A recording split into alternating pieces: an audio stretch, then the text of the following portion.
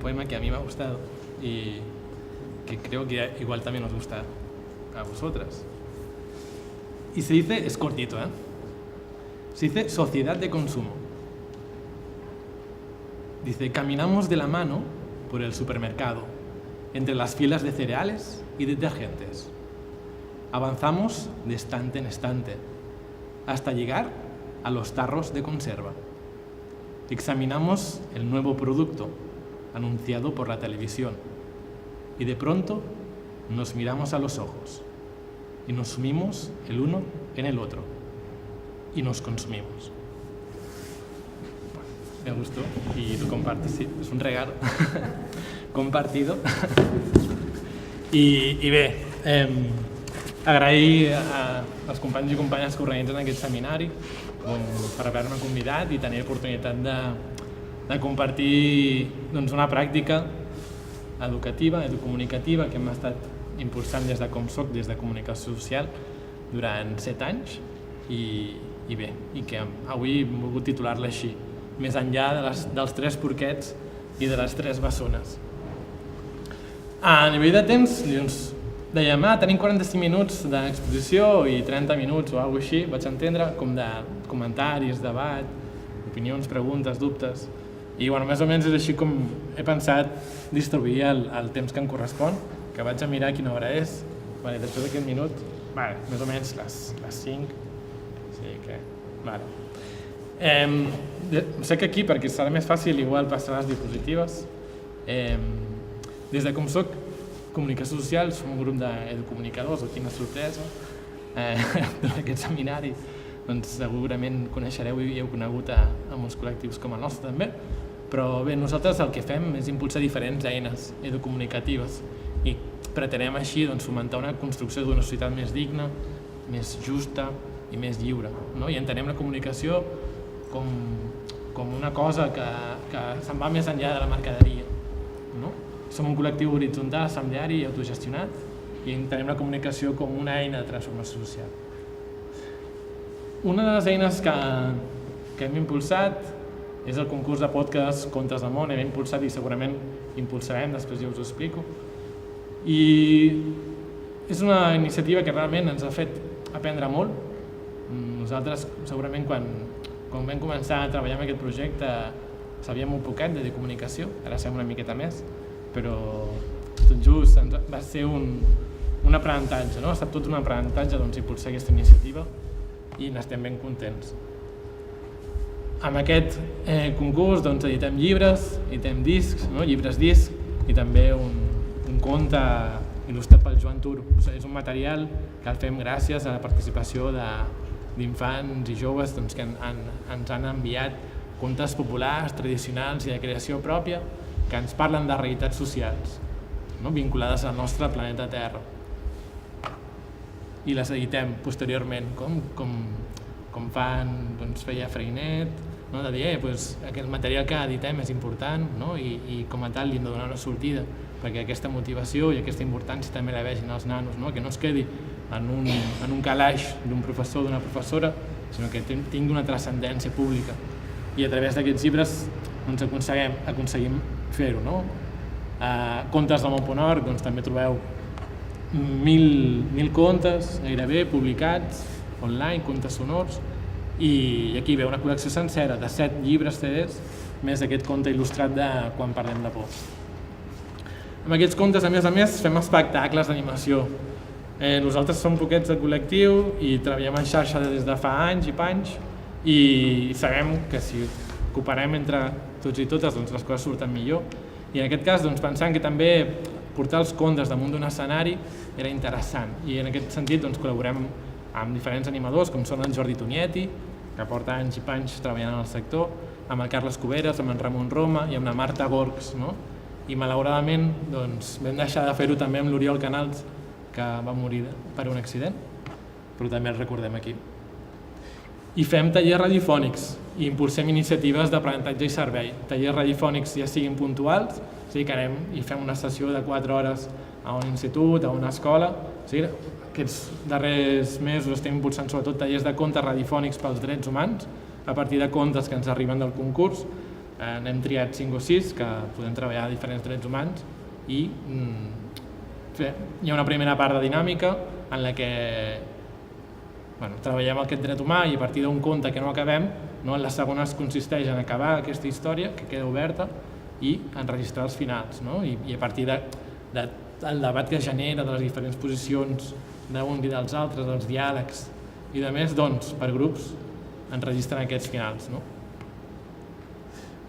I també una aventura que vam tenir amb els documentals socials, així, un documental sobre Somonte que es diu Los puños en la tierra, que és un documental que ens parla de la col·lectivització de terres més important que hi ha hagut a Europa en els darrers anys, una finca que es diu Somonte, situada a Còrdoba, en concret al municipi de Palma del Río, i allà també jornalers i jornaleres vinculades al Sindicat Andalús de Treballadors i Treballadores del SAT van decidir que aquesta terra no es venia, la Junta d'Andalusia la volia privatitzar i van decidir que la terra era per qui la treballava. I a hores d'ara es manté l'ocupació, des del 2012, com deia. Al principi, quan vam començar, ja l'any 2009, deien concurs de què? De podcast? Què és això? Concurs de podcast? I si te'n vas al Termcat, doncs podem trobar aquesta definició. Podcast, què és? És un fitxer de ràdio, de so o de vídeo destinat a la difusió per podcasting. Molt bé, podcasting, què és podcasting?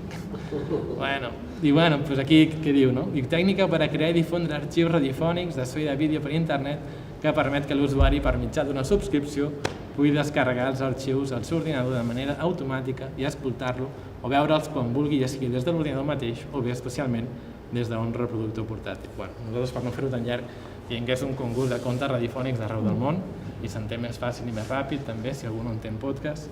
A vegades li expliquem i altres vegades no, i tirem milles així. He de dir que aquesta presentació l'hem fet conjuntament amb en Jordi, un company. Diu, hi ha algú millor que el Damià per presentar el concurs? No sé, hi ha algú? Vale, era un guinyo. Vídeo?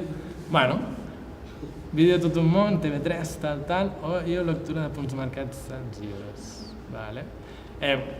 Jo vaig enviar un enllaç amb un parell de vídeos. Algú se l'ha mirat, aquest vídeo? Sincerament, Sincerament.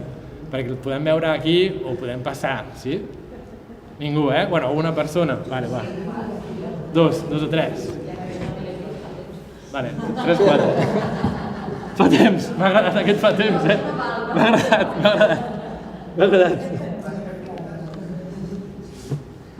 Vale, pues vamos a ver. Espero que la resta de materials que us envia la Carme i els companys del seminari us els mireu. El vídeo no, però pitjor. Aquesta setmana ja es va apretar la setmana passada i aquesta ja no havia dimarts. Vale. No passa res, podem veure ara.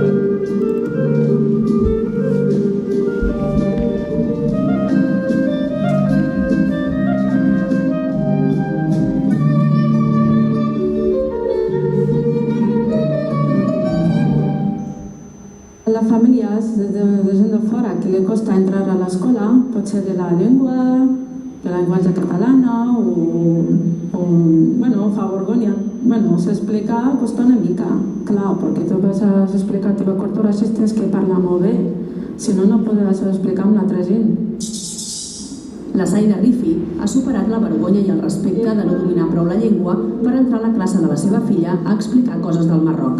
És una de les activitats que han fet a l'escola de Sant Esteve de Guialbes com a feina prèvia per participar en el concurs Contes del Món. Per a la Zaina ha estat el primer cop que participa en una activitat escolar. La primera vegada. Hi ha mares que fan activitats, perquè com estic que tinc treballat, tinc feina i no puc anar. Perquè amb el tema del Marroc sí, ja tinc temps, ja hem anat una tarda i m'explica com va tot això del Marroc. M'encanta, sí, que l'altra gent que sabe que és el Marroc i una altra cultura. Una altra de les famílies que hi han participat explicant els seus orígens, en aquest cas romanesos, ha estat la de la Dana Tudor. Jo he vingut aquí quan tenia 6 anys. Va ser molt difícil al començament, però molt, perquè jo no coneixia ningú i la gent era diferent, parlava molt raro per mi en aquest moment. experiència, però ara ja me'n surto molt millor. Contes del món està impulsat per l'associació Com Soc, amb la idea de combinar la cultura popular de tradició oral amb les noves tecnologies de comunicació. A l'escola ho han treballat amb els alumnes de cicle mitjà i superior i han escollit 2 contes procedents de 2 països, el Marroc i Romania, perquè a la classe hi havia alumnes que n'eren originaris. Han fet un treball per conèixer la cultura d'aquests països, les tradicions, les danses típiques i els contes. Així han descobert les 5 cabretes del Marroc, Cabretes meves, obriu-me la porta. I el conte romanès La bossa dels 2 centaus.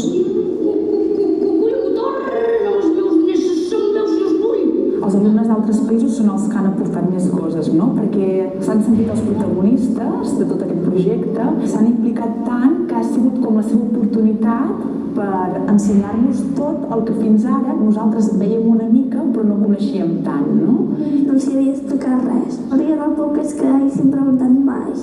Preguntant paraules, però res més. Hem parlat de moltes coses diverses, des de tradicions, de la història, perquè van estar molt curiosos. Benet, dona'm una mica d'hora.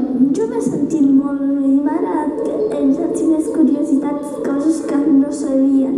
No sé, al començament, quan pensava que no volien saber, però ara veig que jo els hauria d'haver ensenyat i era jo el que li havia d'haver explicat coses. Aquesta sensació d'haver-se pogut presentar també l'ha tingut la Saida. Va arribar a Sant Esteve de Guialbes fa 12 anys, després de casar-se amb el seu marit, familiar. Ell ja feia un any que vivia a Catalunya treballant en el sector de la construcció. Ara està a l'atur. La Saida treballa fent feines de neteja a l'escola i reconeix que venir a viure a un poble petit des d'una gran ciutat com Tetuan no va ser fàcil. I m'ha trobat un poble petit, clar, i el meu home ha treballat tot el dia fora i m'ha agafat una mica de por, sobretot estic avorrida, no? Bueno, vaig a sortir cada setmana, va a Figueres, va a Girona, és una ciutat gran, però cada dia aquí en el poble al principi va trobar una mica difícil. No, a poc ja m'ha anat molt bé, ara està molt bé. Ara diu que no ho canviaria per res. Aquí també ha trobat la possibilitat d'aprendre la llengua, amb unes classes de català un parell de tardes cada setmana que ofereixen de manera voluntària veïnes del poble. Treballar el català també és una de les finalitats de Contes del Món, però sobretot es pretén ajudar els alumnes a entendre la diversitat cultural i d'origen. La idea de participar en aquesta activitat va sorgir de l'associació de mares i pares de l'escola i moltes famílies s'hi han abocat aportant cadascú el que sabia. Em va agradar molt el tema d'apropar-se a altres cultures a través dels contes i el tema d'apropar-se més a una persona que pot ser d'un altre país que no està acostumada a tenir el focus d'atenció. Llavors veig que realment per a aquella persona ha estat molt important i que els altres sembla ser que han canviat una mica la seva mirada.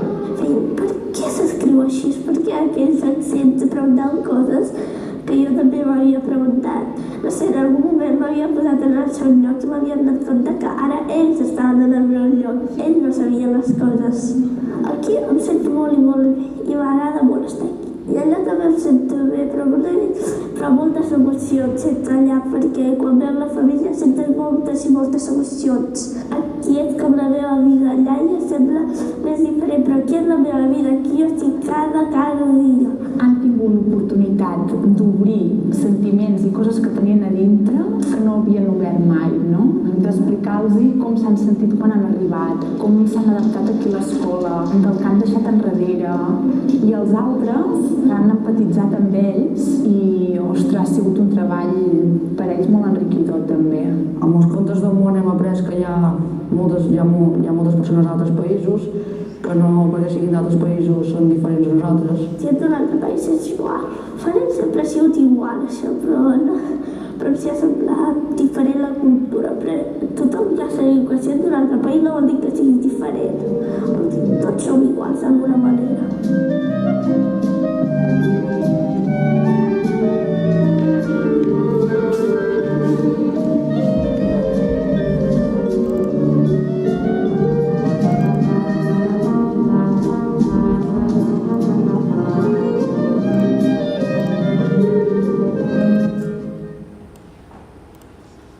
Vale. Bueno, espero que us hagi agradat el vídeo.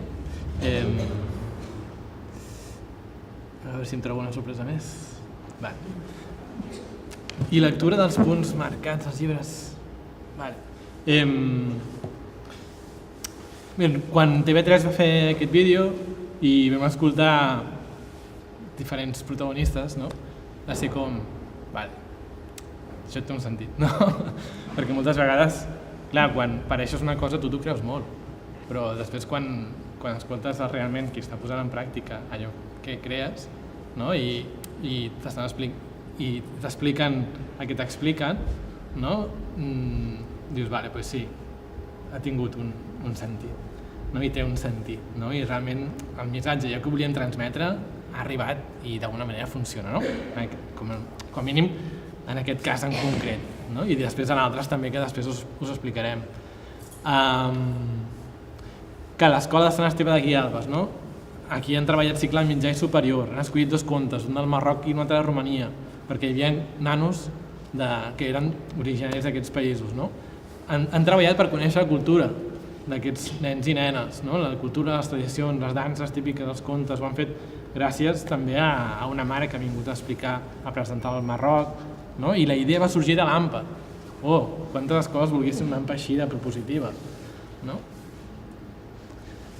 La mestra, la Sílvia, no? diu que els alumnes dels altres països són els que han aportat més coses, no? Que per primera vegada hi s'han sentit protagonistes, no? Del rotllo, vale, sí, jo vinc aquí, vinc de Romania i aprendre el català i les cultures d'aquí, que dius, vale, doncs sí, està bé, no? Però jo també tinc una cultura originària, tinc una llengua originària i és la meva i me l'estimo, i potser també estaria bé que em preguntéssiu o que us pogués explicar alguna cosa, perquè jo he fet un viatge i porto una maleta carregada d'emocions, de records, de sentiments, d'experiències, i per mi té molt de valor. Igual si l'obro, ni que sigui una estoneta, doncs també estarà bé, no? Compartir-la. I en aquest cas, doncs, la Dana, com hem escoltat, ho ha pogut fer, no? I han tingut això que deia, no? L'oportunitat d'obrir sentiments i coses que tenien com molt a dins i que no havia sorgit com aquest context, aquest espai de trobada com per poder-ho fer, no? I els nanos que ho han escoltat doncs han empatitzat amb ells, no? La Dana,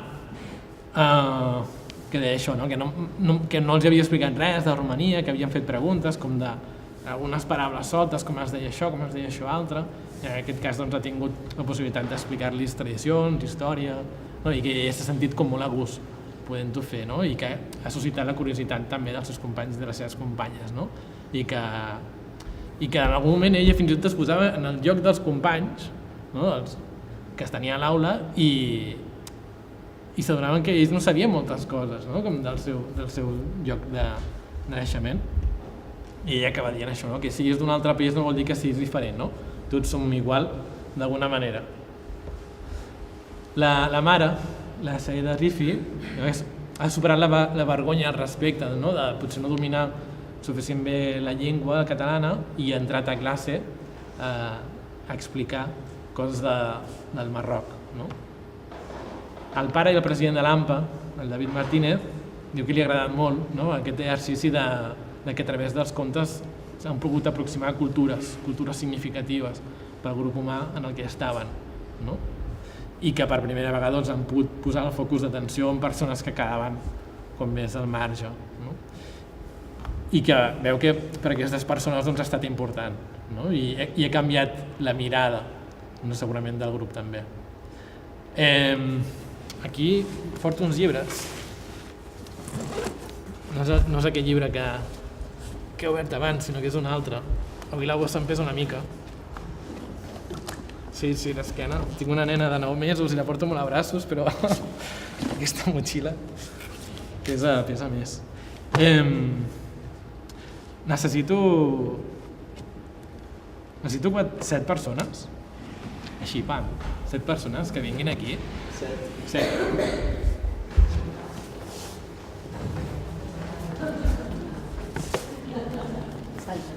Vale.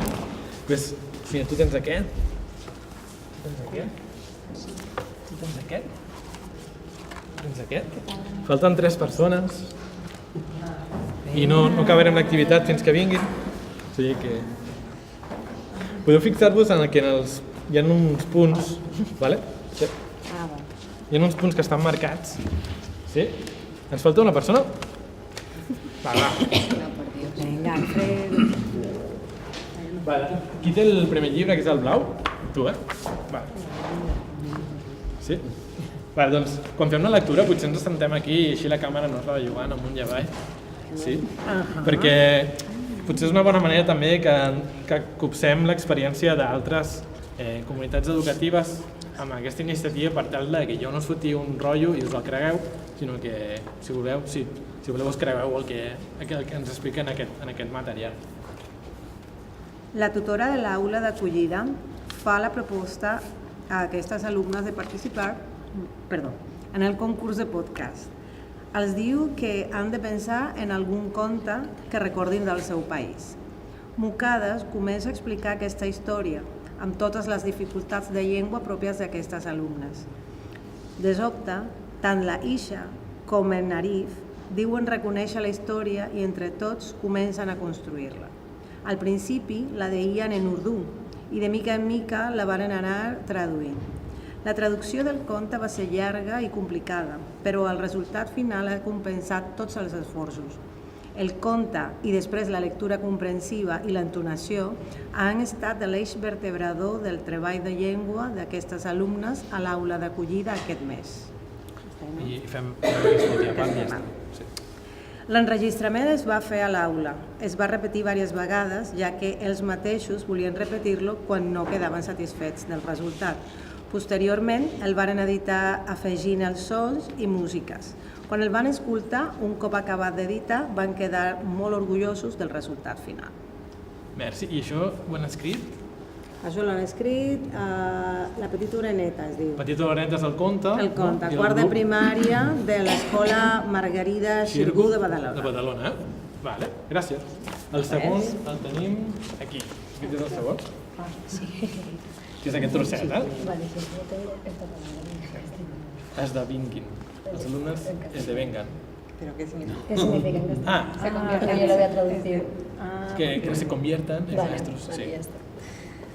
Vale, pues el proyecto Cuentos del Mundo nos permite a los alumnos, por un lado, compartir una parte de su cultura familiar y, por otro lado, reforzar de una forma lúdica la lengua catalana, tanto escrita como oral, haciendo de los alumnos los protagonistas de sus propios aprendizajes y fomentando el trabajo cooperativo, haciendo que los alumnos se conviertan en maestros entre ellos. Guay, muy bien.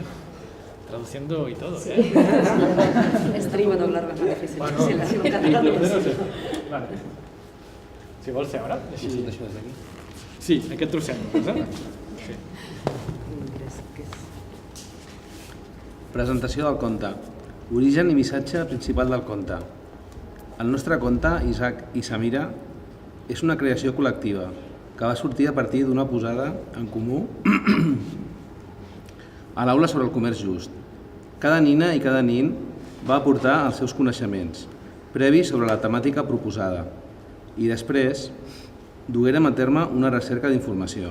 Entre tots i després d'haver parlat, durant algunes sessions, decidírem que la nostra història estaria localitzada a Àfrica. Amb aquest conte ens hem apropat a la realitat que viuen a alguns països que no tenen les mateixes oportunitats que nosaltres, però a la vegada també hem après com podem aportar el millor de nosaltres mateixos per poder donar una mà a qui més ho necessiti. I això ho han escrit el tercer de primària, no? Del col·legi és Liceu de Marratxí. De Marratxí, que això per els nins i nines entenem que està a les illes, no? I això abans no hem dit els autors, Sí, no? quinto de primària de l'escola Collasso i Gil, de Barcelona, del barri del Raval, de Barcelona. Aquest és el tercer, el quart... Aquí, Guai. Doncs és el conte La bossa dels 2 centaus, que és de Romania i és el que s'ha vist al vídeo. I és l'escola aquesta de Sant Esteve de Guialbes que hem vist, I de llegir... Aquest trosset d'aquí, aquest trosset d'aquí, i a veure si aguantem. Alba, t'ha tocat el llarg, em sembla. No em passa res.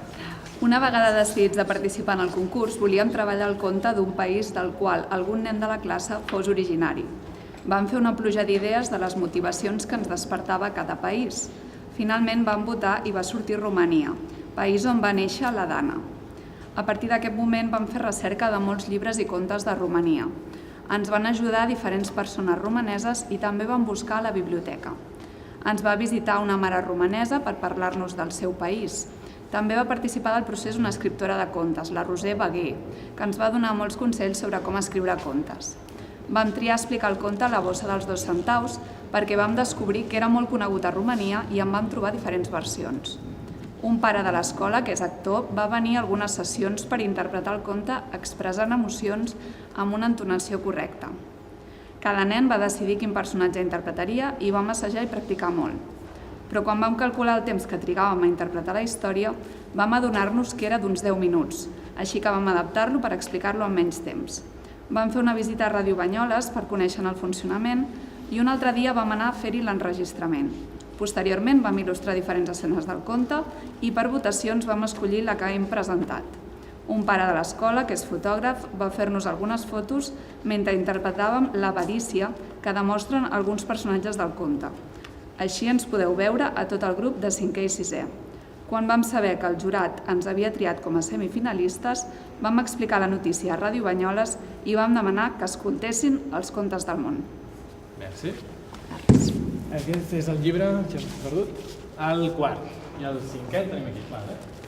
A ver, que lo intento en catalán. Sí? Olé. Construcción del podcast.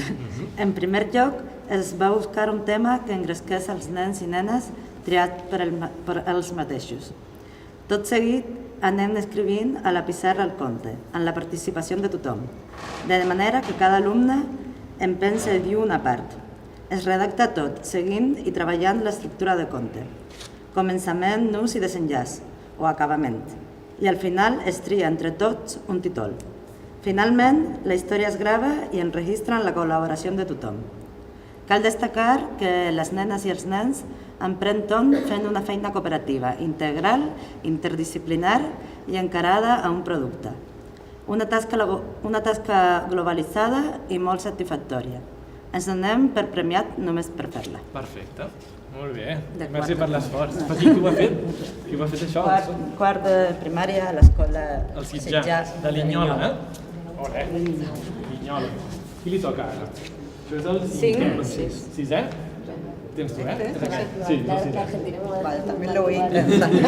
Sí o què? Vale. Una mica de silenci, sisplau. Una nit la meva mare em va llegir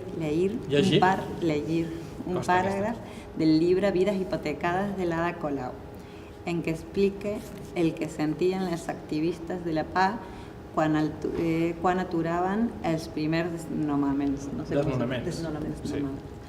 Els nervis, la por, però també la força de la solidaritat i l'alegria d'haver-ho aconseguit. Em va emocionar i com que havia d'escriure un conte pels Jocs Florals de la meva escola, el Sant Felip Neri, l'escola amb la plaça més maca del món, doncs vaig inspirar-me en aquell paràgraf i vaig pensar que si escrivia des del punt de vista d'una nena de 7 anys que no estem d'hipoteques, es veuria més com és d'absurd i cruel un desnonament.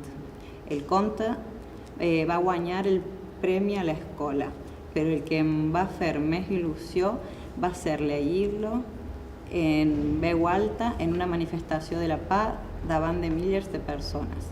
El missatge principal és, com he dit abans, que no ens podem deixar paralitzar per la por i que quan perdem la por i ens ajuntem, tot és possible. Olé, i això? Qui ho diu? A veure, la Lua Tudó, que és de la plataforma d'efectes per l'hipoteca de Barcelona, que en aquest cas és una autora que amb 12 anys va crear aquest conte. I acabem aquí, que és el 7è. A veure, construcció del podcast. Fa mesos que a la televisió veien colpidores imatges de famílies majoritàriament sirianes arribant a peu o en fràgils barques a la frontera d'Europa. Sensibilitzats per aquesta realitat social, vam començar el procés de creació del nostre relat, deduint entre tots el significat de la paraula refugiat. Vam veure i comentar alguna de les imatges a la classe, ens vam posar a la pell d'aquests refugiats per comprendre què sentien, què feien i per què. paral·lelament vam pensar com devia de ser la rutina diària dels nens que vèiem abans d'haver de marxar de casa. De ben segur que no devia ser diferent de la nostra, l'escola, els amics, els jocs. Les aportacions les vam recollir per escrit i vam fer el redactat. Un cop escrit el relat, tots vam voler sentir la nostra veu i repartit en petits fragments el vam gravar a la classe de música. Molt bé. I són de primer de primària de l'escola Abel Ferrater de la Selva del Camp. La Selva del Camp, que està al Tarragonès. Doncs moltes gràcies, molt agraït i us agraeixo molt que hagueu fet aquestes lectures. Un aplaudiment per vostres companys. Gràcies.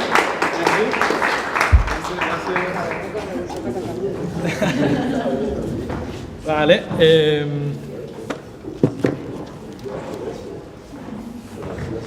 Bueno, com heu pogut copsar, hi ha moltes experiències diferents, que el concurs de contes del món sobretot és una iniciativa modulable, no? I que permet múltiples de coses, té moltes potencialitats, no? I en aquest sentit nosaltres a través de la pàgina web de contesdelmón.org doncs hem pogut arribar a molts territoris diferents de parla catalana, a Catalunya, País Valencià, Illes Balears, Andorra també han participat, fins i tot una escoleta de Suïssa, no?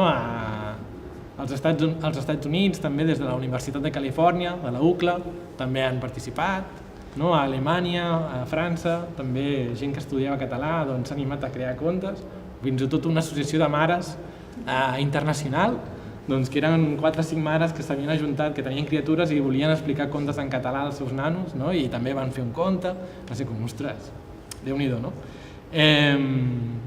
I bé, i aquí hi ha un mapa una mica representatiu des de lluny de les diferents experiències. Nosaltres vam començar a poc i vam fer aquesta convocatòria a escoles i instituts de les comarques de Barcelona, província de Barcelona. Vam dir, ostres, anem a provar això, no? Perquè nosaltres estàvem fent un programa de ràdio, a Ràdio L'Hospitalet, sobre turisme responsable, que en el moment es deia Món Obert d'Estiu, o Coneix Món, i després al cap d'uns anys el vam fer a Ràdio 4, a Ràdio Nacional d'Espanya a Catalunya. I a Ràdio L'Hospitalet, al final de cada programa de ràdio de turisme responsable, que cada programa de ràdio coneixem un país diferent, de la mà de gent que havia anat al país i que havia tingut una experiència maca i tal, doncs acabàvem amb un conte, i aquest conte ens aproximava també a aquesta realitat que havíem conegut a través dels convidats i convidades. I a Ràdio 4 fèiem un programa també de turisme responsable, però ja hi havia un company, que és el Cintoniki, que feia un programa que es diu L'altra ràdio a l'escola, que també hi havia nens i nenes que gràcies a en aquell moment també el Departament d'Ensenyament va distribuir molts kits de ràdios pels centres i que hi havia molts mestres motivats per fer ràdio a les escoles, que a través d'aquest programa difonien els espais radiofònics que es feien des de les escoles. I encara hi ha moltes escoles que continuen fent aquests espais. Per sort, el programa de ràdio no, però hi havia un concurs de podcast que s'impulsaven durant una temporada que es deia concurs de podcast sentits en 2 minuts. I arran d'aquestes 2 iniciatives, una que vam conèixer i l'altra que practicàvem, va ser que quan vam dir, ostres, a Catalunya hi ha molta diversitat cultural i hi ha pocs espais de trobada, no? A Catalunya pensem que les pràctiques educatives es poden millorar, no? I fomentar el treball col·laboratiu, fomentar l'oralitat, no? Que després veniu d'Amèrica Llatina i ens foteu d'hòsties amb l'oralitat, no? Sembla que no sapiguem parlar aquí, a vegades, no? Que venen els argentins o els colombians, que en tenim alguns per aquí. I és com, que teniu aquesta capacitat també d'oratòria, no? I que a nosaltres a vegades aquí ens costa més treballar-la i pensàvem que obrir aquest espai cultural amb la paraula també era important, no? I vam decidir-nos com amb aquest viatge. Primera experiència a comarques de Barcelona, segona a Catalunya, tercera Països Catalans, quarta comunitats catalanes que viuen a l'exterior, sempre en expansió, obrint el concurs cada vegada més gent. Després vam dir, vale, i ara què fem? Perquè en Marte no habla en catalán, ni lo vamos a buscar, un catalán perdido por allá, ¿no? Que todavía no vamos a encontrarlo, ¿no? vam dir, vale, doncs els adults també poden explicar històries, no? I vam obrir-ho a escoles d'adults, centres de normalització lingüística, i també molts van participar-hi, no? Després vam dir, vale, doncs ara què? Vam dir, vale, doncs hi ha col·lectius socials, moviments socials, que pensem que també és interessant que construeixin les històries, no? Les històries que no surten pels mitjans de comunicació convencionals i que siguin ells també qui s'autorepresentin, no? Amb la construcció d'aquestes narracions col·lectives, al final. I per això també la plataforma d'afectades per l'hipoteca o altres associacions de veïns i veïnes que hi van participar. No? Una forma de desbombar aquest material també va ser col·laborar amb ràdios amigues, no? I per això Ràdio Ciutat de Badalona, Ràdio Arenys, Ràdio Silenci de la Garriga, Ràdio Nacional d'Espanya aquí a Catalunya, Ràdio Tordera, Ona Mallorca, Sants Ter Ràdio, bé, diferents mitjans de comunicació radiofònics que s'associaven per, de forma setmanal, difondre aquest material. I una cosa que fèiem amb els mestres, una vegada explicàvem això, era dir-los que amb aquesta iniciativa treballàvem les 8 competències bàsiques, no? Que per ells era com, les competències, no? Ara les treballem, calma i tranquil·litat, podeu portar el justificant. No? Exacte, us podem acreditar, no? I aleshores bé, no us faré el repàs de les 8 competències bàsiques, us les sabeu, les busqueu, sí? Aquí les tenim escrites i gravades. En tot cas, bueno, t'he explicat el Damià. A veure, compreu tu mateix. Damià, ja saps què has de fer, oi? Vale. Bueno. Vale.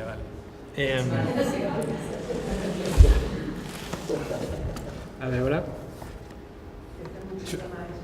Sí. Algú sap un conte? O, no sé, una llegenda? Els trobadors, no esteu? No explicaven contes de petits, de petites, o ara vosaltres si teniu filles i filles no... Ni que sigui el títol del conte, no? Ni els 3 bessones que l'he dit abans, els 3 porquets, que no sortireu aquí al davant, no us preocupeu. Vale.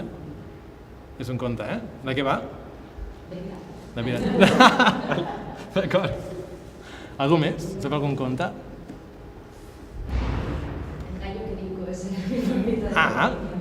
Vale. I de què parla? Pues de un gallo que iba a ir a una boda y se para por el camino, se entretiene muchas veces y al final, porque es como muy vanidoso y al final como que se lo acaban comiendo de banquete en la boda. Era un poco gore. Sí. ¿Y de dónde es originaria esta historia? Uy, pues no lo sé, si te digo la verdad. No lo sé. Pero me intriga ahora, me has creado la pregunta. Que claro, mi abuela. ¿Algú més? Algun conte així?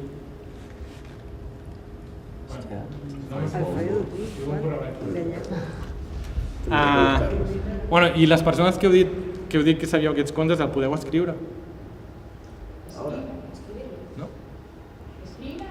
Escriure. Pots escriure ara? No? Sí?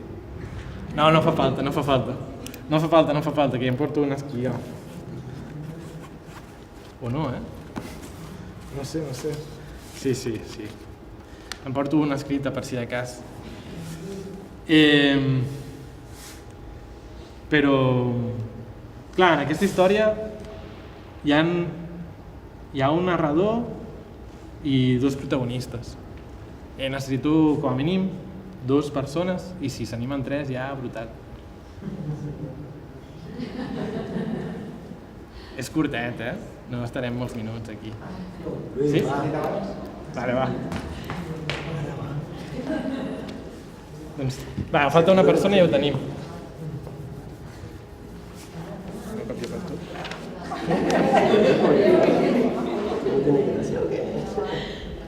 Va, prometo que serà unes frases curtes que surti, va. Tu què prefereixes fer? De narrador o de prota? Si no arribes a part, què prefereixes? No. Sí? Narrador, sí? Vale. Tens senyor Rius o Pau? Rius parla més i Pau parla menys. No, Pau? Vale. Pues fas de narrador tu? Sí? Vale, pues... Aquí em falta un senyor Rius. Alfredo, sal, tio. El senyor Rius parla poquet. Sí, però parla poquet, no passa res. Aquesta és... Poquet? És poquet, les frases. Això? No, això. No, l'altre ja soc jo, no? A partir de l'altre. Sí. No posa la marca en la narrativa. Llavors, el senyor Rius ets tu? Sí. Vale, aquest conte gravarem també en veu, vale? És com una pràctica real. Jo soc en Pau. En Pau una frase. És Pau parla poquet, jo t'ho he dit, Vale, doncs us apropeu aquí a la llum una mica, perquè així us veureu més també. Y un poco aquí... En catalán, con acento de cuento ya es lo máximo que he hecho. No, vosaltres en peu. Jo em poso aquí perquè us veia. Vale. Això ho hem assajat diverses vegades abans d'entrar. Sí, clar. Ja estaven els papers de memòria, diuen de papers. Bueno, doncs conto fins a 3, que després ja saps. Silenci, sisplau, la resta. 1, 2... I... A veure... 1, 2, 3. Fa un temps, en el nostre poble, a Macelles, vivia un home que era molt treballador. Tenia una feina, una casa i amics. Però un dia, millor dit, un mal dia, es va quedar sense feina. A poc se li acabaven els diners i no podia pagar la hipoteca al banc. I també es va quedar sense casa. Els seus amics no el podien ajudar perquè tampoc els hi anava massa bé. En Pau no tenia diners per menjar ni per una casa on viure. Moltes vegades es posava davant d'una botiga demanant a la gent que li donés una mica de menjar. En Joan, quan anava a comprar amb la seva mare, de vegades li donàvem diners. Al vespre dormia en el banc d'una plaça tapat amb cartrons. Però un dia, rodant pel poble, va trobar una casa abandonada, una mica velleta on no vivia ningú. Llavors va decidir quedar-s'hi a viure. Així per les nits tindria un llit per dormir i no passaria tant de fred, ni es mullaria quan plogués. La casa era del senyor Rius, un senyor molt ric que no sabia que en Pau s'havia instal·lat a casa seva. Un dia, el senyor Rius va anar a la casa per veure com estava, perquè la volia vendre. A l'arribar es va trobar amb la porta oberta i va entrar, i van veure en Pau. Què hi fa vostè aquí? Això és casa meva. Va dir el senyor Rius, i en Pau li contestà. Jo no ho sabia, però és que no tinc diners, ni un lloc on viure. I vaig trobar aquesta casa abandonada on no hi havia ningú i me vaig quedar mentre trobava alguna cosa. Llavors el senyor Rius li diu que ell no el vol a casa seva, però que a poc va entrant a l'immoble i veu tots els canvis que el Pau ha fet. En els dies que porta allí, en Pau ha netejat la casa, ha arreglat una finestra que estava malmesa, la porta de l'entrada que s'enganxava una mica i que costava obrir, una gotera a la taulada, ha tret les herbes del jardí que ja semblava un bosc i fins i tot ha pintat amb un post de pintura que ha trobat al magatzem. Aleshores el senyor Riu pensa que en Pau ha treballat molt i que aquella casa tan velleta ha millorat molt i que fa molt de goig. El senyor Rius canvia d'idea i li proposa un tracte. Mira, Pau, et pots continuar quedant a viure en aquesta casa amb una condició, que continuïs cuidant-la també com fins ara. Com he vist que saps fer de paleta, de fuster, de jardiner, de pintor, una mica de tot, i més a més et proposo que treballis per a mi. Et pagaré un sou. A casa meva he de fer algunes reformes i unes altres cases que tinc també. Et faré un contracte ben fet i ho signarem. Ara en Pau li ha canviat la vida, és molt feliç, torna a tenir feina i ja no haurà d'anar al carrer. A poc i amb el temps, en Pau i el senyor Rius es van fer molt amics. Abans el senyor Rius era molt ric en diners però molt pobre en amics. Ara la seva vida també ha canviat gràcies a en Pau. El senyor Rius continua sent molt ric però també és ric en l'amistat. S'ha adonat que compartir les coses és més important que tenir molt. Ara pot gaudir d'un gran amic i ara és millor persona. I així acaba aquesta història. Conte contat, ja s'ha acabat. I un aplaudiment si us ha agradat.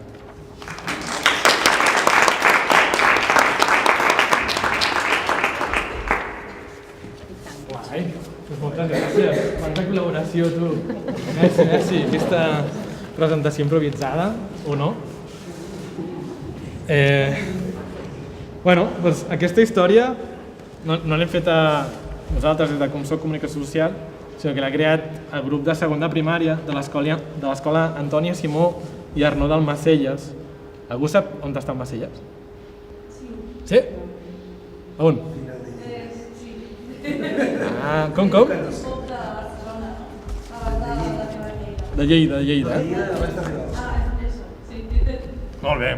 Jo no ho sabia, quan ens va arribar aquest conte.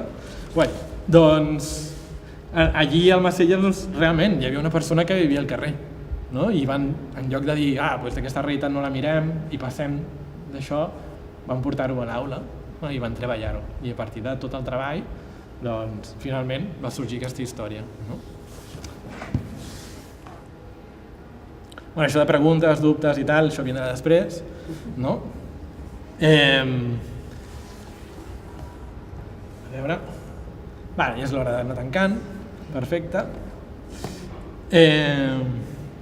Bueno, a mi m'agrada citar el Paulo Freire de tant en tant, sí?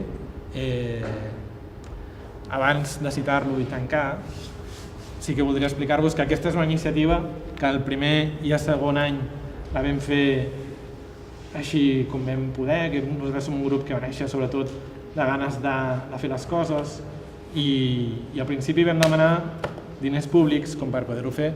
Per això aquí surten els logos de la Secretaria de Joventut i del Departament de Cultura i aquí de l'Ajuntament de l'Hospitalet. O sigui, el Departament d'Educació mai tenen diners i sempre ens han ajudat en espècies. I a partir del tercer concurs, quan veiem que les coses ja anaven mal dades, vam dir, hòstia, primera, les subvencions et col·loquen un uniforme que moltes vegades no entén dels calendaris escolars. Ens feien acabar el concurs al mes de desembre, quan tot just començava, perquè el concurs té un període inicial, que és el d'inscripció, del rotllo, tens fins al mes d'octubre, novembre, molt estirar per inscriure't, tens el període de participació és fins al mes de març, i a partir del 23 de març fins al 23 d'abril hi ha un període que primer és de votació popular online, on la gent pot escoltar i votar els contes, sí? És que normalment en triem 50 que són semifinalistes, sí, d'aquests 50, un jurat que està format per 6 persones vinculades al món de la cultura, de l'educació, de la comunicació, cada any canvien, com una forma també d'ampliar la iniciativa, doncs en triem 24, que són els que acaben publicant-se el material. Bé, de fet ho fem al contrari. Primer el jurat tria els 50 i una vegada el jurat tria els 50 dels 100 i pico que han participat, a través d'una votació popular online determinem els 24. D'aquesta manera ens garantim que els 50 tinguin una qualitat més o menys potable, com els contes que heu escoltat, i siguin sostenibles poder-los publicar. I a partir de I aleshores, clar, el mes d'abril, el dia 23 d'abril, publiquem de mira, aquests són els contes finalistes, que no els guanyadors, aquests són els contes finalistes. I publicarem aquest material en llibre i disc. I clar, les subvencions, el que deia, t'acoten molt el termini d'execució del projecte i després, clar, dius, un any em donen una subvenció, però l'altre què? I si un altre any no me la donen, què? El concurs se'n va a la merda? És com, doncs no. Mirarem de buscar eines per autogestionar aquesta iniciativa i que no ens depengui d'una institució o de dos.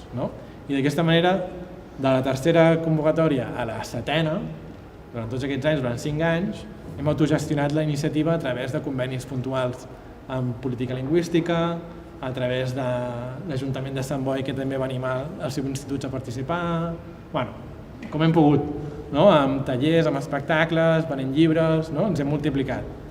I fins al 7è concurs ho hem tirat endavant així. Ara ha arribat un amb les pràctiques que hem tingut aquí, en aquest escenari improvisat, i en tot cas, en el torn de comentaris, dubtes i reflexions, doncs també podem ampliar el que sigui.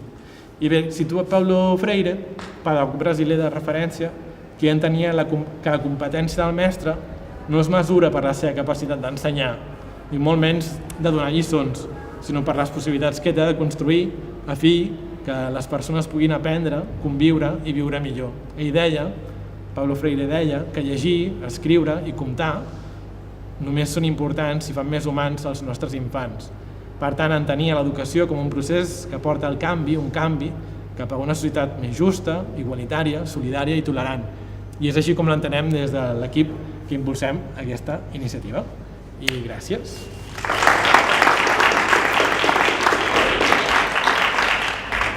Ja no sé si he de sortir o heu de venir vosaltres o... Si podeu també acompanyar-nos... ens han deixat un de menys avui, vaja. Bueno, si en cas agafem una cadira, no pot ser? Perquè estareu més còmodes, sí. Gràcies, José Luis. Segons ho han ajustat molt avui, ara no hi he pensat a demanar una de més. Ara és el torn, doncs, no? Una mica més d'intentar fer dubtes, reflexions, preguntes que us hagin... Però bueno, jo penso que hi ha com punts de contacte entre les experiències, no? Com perquè ho fem en comú i sigui més ric. Doncs vinga. Sí, algú té una pregunta? Ah, no sé, suposo que sí. Sí. Segur. Bueno, jo volia fer un... No, en general, fins ara el curs que hem vist, jo que tinc nanos petits que fan bàsica, és la primera vegada amb el curs aquest, em sembla que recordi, o no la primera potser, però sí que està més enfocat a nanos més petits, no? I trobo que és molt interessant. Jo el tema aquest dels contes, la manera de treballar-ho, tot això, ho trobo superpotent. I també m'agrada molt la part vostra, allò de sortir de vegades dels límits aquests del que és la correcció. No sé fins a quin punt també és interessant, no sé si els nanos sempre s'estem ficant, diguéssim, en unes parts correctes, i no sé si segurament també és interessant que ells, perquè ells ho veuen en altres camps, no? I sembla com que a l'escola això estigui badat. I potser seria interessant, no?, reflexionar sobre això de... O sigui, si ells dintre de l'escola, diguéssim que és un entorn protegit o amb responsabilitat, poden entrar per aquests camins, que ells ho veuen, i en canvi és com que a vegades fan salvatges, no? Perquè s'ho troben a fora i és com, bueno, no sé si ens fiquem aquí un tabú o no si ens en fiquem, no? I trobo que està molt bé l'enfoc aquest de l'escola gitana, no? Amb la paròdia i tal, però trobo que segurament que els nanos s'acceja molt més que no fer sempre el mateix, diguéssim, no? De fins aquí no, el que ha d'haver aquest, no? Que molts nanos ja ho porten molt portat a l'escola, no? Això de, bueno, arribo fins aquí perquè si em passo llavors ja em tocarà la crosta. Aquesta reflexió. Nosaltres vam tenir una experiència sobre ser una escola, pastor, que els nens, com que ells trien el tema, moltes vegades fan pel·lícules de por, a vegades de misteri, i aquí van triar un tema complicat. A més, eren d'un entorn també complicat, amb algunes famílies, diguem, en entorns amb dedicacions no del tot legals. I es va plantejar una situació bastant dura, que era, havia uns testimonis d'un assassinat, aleshores el denunciaven a la policia, però aleshores es carregaven els testimonis i hi havia finalment bueno, por chivatos. Clar, i a més, tots trien del seu grup, de la seva classe, quina serà la pel·lícula que portaran a la universitat. I van triar aquesta. I uau, vindrà un vicerector a presentar-ho tot. Bueno, va ser molt interessant la mestra. La mestra que va, perquè col·laborem nosaltres, hi ha una persona de coordinació, com pot ser l'Alba, i la tutora dels nens, i va dir, les regles són que ells trien el tema i que no hi ha censura. Per tant, tirarà endavant. Però al mateix temps no puc no parlar d'això. Bueno, es va acceptar, el porten, el van triar, però a la classe va generar un diàleg de 3 setmanes seguides, bueno, tres sessions d'una hora, però l'hora de tutories, i durant 3 setmanes seguides, sobre ètica. Mai s'havia arribat a aprofundir sobre qüestions d'ètica a partir d'aquesta qüestió. Per què? Perquè era un tema que havia sorgit a partir va ser un tema definit pels nois. I a partir d'aquesta definició es van poder entrar en qüestions d'ètica. Va ser molt interessant. Mai s'haurien arribat a aquests nivells si hagués hagut una proposta d'ètica per part del mestre sobre un tema abstracte. deixa'ls parlar i a partir d'ahí construïm, i quan no estem d'acord també tindrem que construir sobre el desacord. Yo tenía una pregunta. En esta pieza en particular, el audiovisual es producido por algún chico, es grabado por ellos o hay un profesional detrás, ellos graban. Sí, de fet, aquesta és la idea. Por eso también antes insistía en el tema de que el resultado no... Una vez más, no es a veces súper bonito de enseñar, pero la idea es que ellos ejecutan todo el proceso, desde la creación de la historia hasta la grabación y la edición, que utilizamos programas muy sencillos de edición, ¿no? Pero que se puedan recortar, ordenar las escenas, poner música. Sí, yo sé que estabas como justificando eso al principio, porque aquí hemos tenido como varios debates y como vemos como varias entidades bueno, y personas que han venido de experiencias, y el debate siempre está entre el proceso, el resultado, cómo encontrar un equilibrio medio, tal. Y mi posición personal es que en ciertos colectivos que tienen como una cultura visual súper... No sé, es que esto puede sonar súper estereotipado también y súper mal, pero lo voy a soltar así. Yo qué sé, cuando sientes que tu producto está de alguna manera compitiendo con ciertas estéticas tipo, no sé, me lo invento, Netflix, cosas con las que ellos están relacionados continuamente y tienes un tiempo para hacer un proceso y además son chicos de cuarto de eso, de una escuela en Sarriá, que han tenido acceso como a todos los elementos y a máquinas para grabar y tal, nosotros allí nos preocupamos un montón por trabajar con ellos la fotografía o no sé qué. A veces lo logramos y a veces no. Pero aquí me parece una pieza súper bonita porque siento que, además de que es grabado por ellos, es auténtico como con el ritmo de sus vidas por nuestra poca experiencia trabajando con gitanos. Y es como, que igual es un estereotipo, pero lo poco que yo he conocido por los proyectos que hemos estado, que hay, ¿no? Es como eso caótico se refleja en la cámara y es parte de su narración y es su elemento y es su estética, y entonces ahí está absolutamente justificado y la pieza, al contrario, no me parece fea, sino que me parece súper bonita. En cambio, en otros escenarios, cuando, yo qué sé, ellos tienen acceso a otras cosas, pues les exijo técnicamente cosas que igual aquí no haría falta, no porque crea que no son capaces de desarrollar una técnica, por supuesto, sino porque el escenario ese, lo que importa es otra cosa, ¿me explico o no? Y en ese sentido la estética, o sea, me parece como súper bonita la pieza, el resultado también, porque es como ellos, es como, ¿no? Como si haces... Como si la cámara estuviera bailando. Exacto, exacto, es metafórico, ¿no? Es como, como la estética esa también es su estética, es como las películas de Víctor Gaviria, no sé si alguien sabe, un director colombiano que hacía cine como de calle, con personas de la calle, esa estética eran ellos, o sea, es que no podía ser rodado distinto. Se me ocurren dos cosas. La primera es que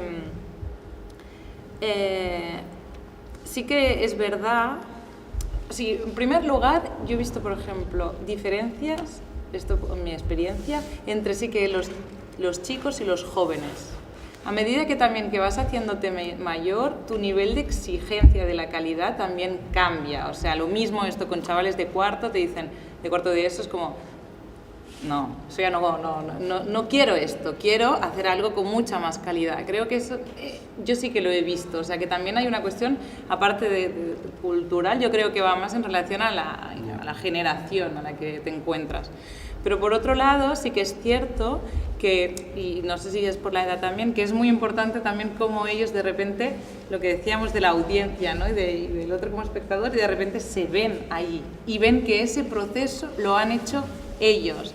Y a veces les hemos puesto cosas de super calidad que no salen ellos y el nivel de identificación con la película es bajísimo. En cambio, una cosa que igual no se ve tanto, pero ¡ah, mira lo que hace! Y no sé qué, y no sé cuántos. Y como son ellos, también es eso, y es concreto, y es su historia, el nivel de reflexión y de profundidad que luego podemos hacer es mucho mayor que algo muy bueno. Pero ya te digo, yo veo diferencias, sí, entre generaciones. Una vez pasado el instituto, nos exige más necesidad de profesionalizar en el trabajo. Justamente lo que has comentado también de esos ritmos culturales, no en la experiencia del laberinto, bueno, es un modelo que compartimos con pues de la Universidad de California, ¿no? Entonces vinieron a visitar, nosotros visitamos lo que hacían ellos, vinieron a visitar lo que hacemos nosotros, y lo primero que dijeron fue eso, es decir, aquí todo de entrada es como más caótico. Pasan muchas cosas, los niños gritan mucho. Y al principio tienes la sensación de que, uy, esto no... Y después te das cuenta de que todo está funcionando. Pero no lo hubieses dicho. Dice, para nosotros es imposible que funcionen las cosas así.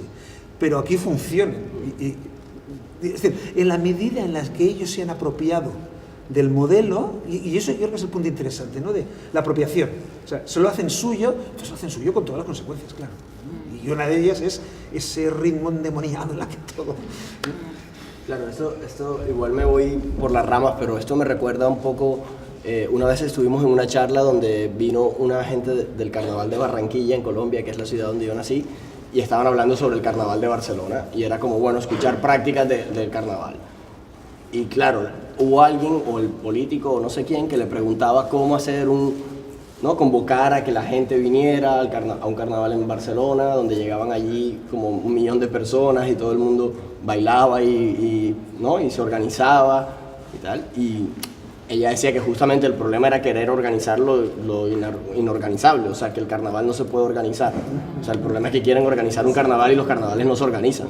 Los carnavales son para que la gente se desorganice. O sea, ya estás organizado el resto del año y entonces, esto es como esto, o sea, esto no sé, estéticamente también me acerca como a eso del desorden, que es su propio desorden, que me parece más auténtico, ¿no? O sea, bueno, no sé. Jo li queria preguntar a Damià, perquè ara com que no, estem en una era com molt audiovisual i apostar per la narració i la narració oral. Com et trobes aquesta qüestió quan arribeu a les escoles o sigui, no sé, perquè, bueno, potser estic equivocada, però no sé, com que sempre relacionem, sobretot a la gent més jove, amb que l'audiovisual, que se creus que ara amb la càmera i tal, i de repente, no?, posar-los a escriure, llegir contes, com és aquesta experiència? M'agrada que em facis aquesta pregunta. Perquè en realitat es veu, no? I en aquest seminari també es veurà, no? I que hi ha molts col·lectius que treballeu amb l'audiovisual, no com a eina, com a producte final, no? Més enllà del procés que elaboreu, no? I que feu viure també, és com acaba aquest treball, no? I acaba amb un vídeo, normalment. Nosaltres no, acabem amb un àudio, no? I això, vulguis o no, que nosaltres venim del món de la ràdio, no? El nostre bressol periodístic són les emissores locals, no? I de mica en mica hem anat aprenent i col·laborant amb altres ràdios d'altres dimensions, però, clar, amb la veu, no? Amb el to de la veu, no? Amb la calidesa, amb els sons, no? El so té molts plans diferents, té moltes lectures diferents, no? I segurament potser et pot suggerir ambients i entrar-te molt més que una imatge, no? Perquè l'àudio t'estimula la imatge, perquè no te la dona feta, i el vídeo sí, és pura imatge. Tu com a consumidor mantens un paper més passiu, no? En canvi no, en canvi amb l'àudio, si jo començo a parlar des de la platja, més enllà de qui t'hagi dit que estic a la platja o no, tu ho saps, perquè hi ha uns sons propis de la platja que et conviden a pensar que jo estic allà, no? Ja sigui el so del mar, de les gavines, del vent, no? Tu saps que estic a la platja, no? I aquest transport sonor, no? Jo crec que és molt potent, no? I que té una capacitat de sorpresa també molt gran, no? I després hi ha un altre factor que és l'autonomia, no? Que per nosaltres també és molt important, i la capacitat de que molta gent o diferents comunitats educatives, que és amb el que treballem més nosaltres, sigui capaç de crear aquestes peces, no? De que no hi hagi moltes traves a nivell tècnic com per poder fer peces que són molt dignes, no? I que finalment les podem publicar en un llibre i en un disc, no? És a dir, hi ha molts centres educatius que tenen aquests kits de ràdio que comentava, o fins i tot hem fomentat la col·laboració de comunitats educatives amb ràdios locals, no? Del rotllo, la ràdio local existeix perquè existeix la gent del poble o de la ciutat, no? Quin sentit té una ràdio local, sinó és obrir-la pels seus veïns i veïnes, no? I molta gent ha tirat mà també d'aquestes ràdios locals i ha pogut gravar amb molta qualitat doncs, aquest material, no?